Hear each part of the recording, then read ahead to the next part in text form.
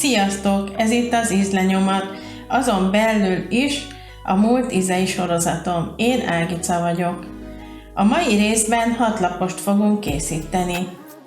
Számomra ez milyen emléket hordoz? Nos, a nagymamámét. Ő szokta készíteni, akármilyen esemény is volt, és összegyűlt a család. Nagy eséllyel szerepelt ez a desszert az ünnepi asztalon. Fontos, a múlt ízei sorozatomban bármit készítek, nem biztos, hogy a receptkönyvekben ezt így találod meg, hiszen a sorozat lényege az átvett egyedi elkészítési mód. Például én külön töltök 3 lapot ebben a részben, és nem pedig egyben a 6 lapot. Összekészítettük a krémhez a hozzávalókat. Azért a krémmel kezdjük, mert kihűl, mire kisülnek a tészták, és akkor nem kell sokat várni, össze tudjuk tölteni őket. Természetesen, mint mindig, a lisztet és a kakaóport átszűrtük, hogy légies legyen, és a szennyeződésektől megtisztítsuk őket. A krémhez a hozzávalók a következők lennének: cukor, kakaópor, liszt, vaj, illetve ha nem vajjal, régen zsírral készítették, akkor kicsit fényesebb krémet kapunk, illetve tej. Ezt a hozzávalókat összeöntjük mindent a tejjel, és felrakjuk főni a gáztűzhelyre. Közben átjöttünk ide a tűzhelyhez, amit bekapcsolunk, és a hozzávalókat beletesszük a tejbe. Mehet a vaj, cukor,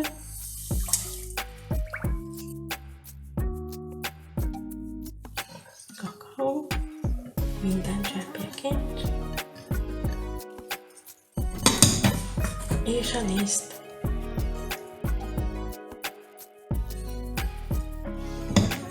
Ezt így csomómentesre keverjük,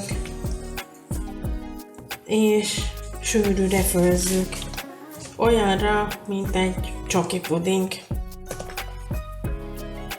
Látjátok? Bármi hihetetlen, nem is lett csomós. Emlékszem, mikor egyszer először főztem ezt a krémet, édesanyám bízott meg vele. 9-10 éves lehettem, és mindig azt kérdezgettem, hogy mikor lesz ez már sűrű, soha nem fog ez már besűrűsödni. És lássátok, már olyan majdnem, mint egy puding. Természetesen folyamatosan kell kevergetnetek, hogy le ne égjen az alja. Ezt most már én le fogom zárni, félrehúzom és hagyjuk hűlni, hűlés közben is fog ez sűrűsödni még.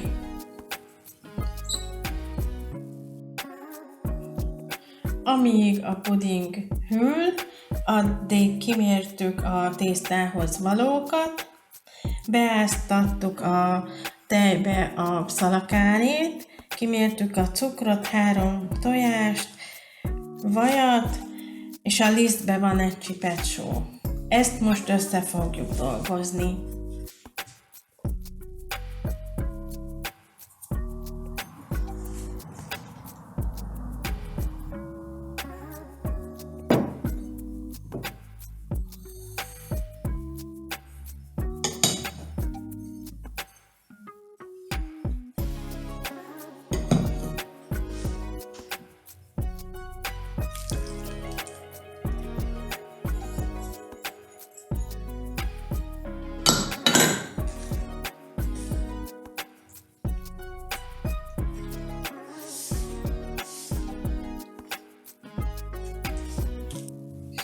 Mindjárt kész a tésztánk, picit még átgyúrjuk, és 6 részre fogjuk osztani.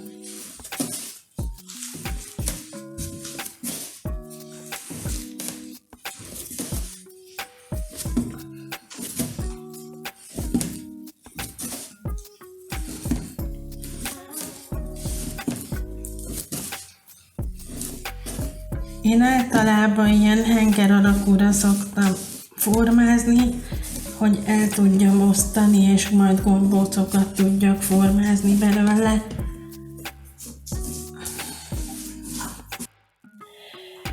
Mint mondtam, 6 részre osztottuk a tésztákat, felgömbölyítettük, begyújtottuk a sütőnket 200 fokra alsó-felső sütésen, és most elkezdjük kinyújtani a tésztát és megsütögetni őket.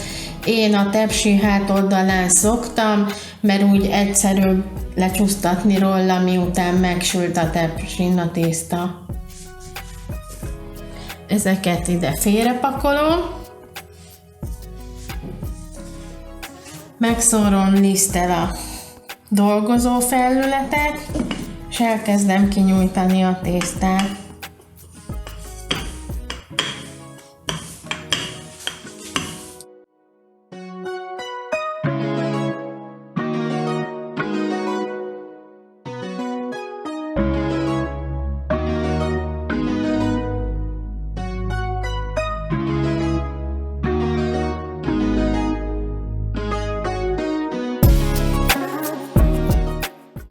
Kinyújtottuk a tésztánkat egy olyan 2-3 mm vastagságúra, mert ez egy vastagabb fog lenni, olyan fél centis lesz körülbelül a szalagárjénak köszönhetően. Megliszteztem picit a tepsinek a hátulját, és erre fogom rakni, és úgy sütöm ki. Természetesen, aki akar, az rakhat a tepsi hátuljára sütőpapírt is.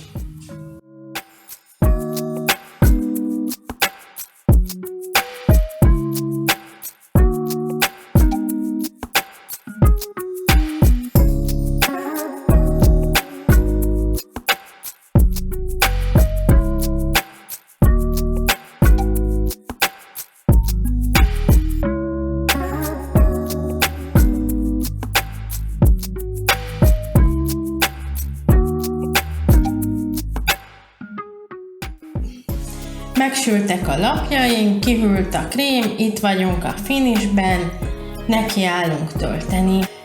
Aztán sajnos egy éjszakát hagynunk kell állni, de holnap reggel visszajövök, és együtt fogunk kóstolni.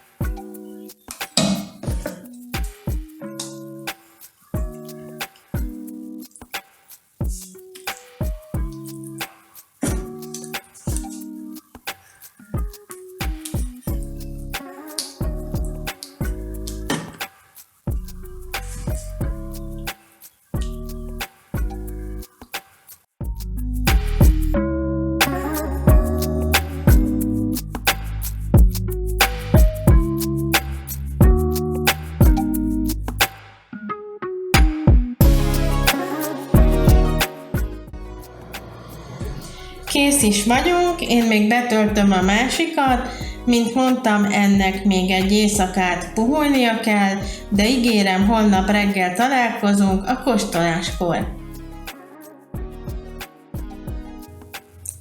Sziasztok! Ami nektek egy pillanat volt, az nekem egy éjszaka, de mint látjátok, felszeleteltem a sütit. Aki szeretne, megszórhatja porcukorral is természetesen a tetejét, de én nem szórtam meg, mivel én nem szeretem olyan édesen. Most pedig kóstoljuk meg.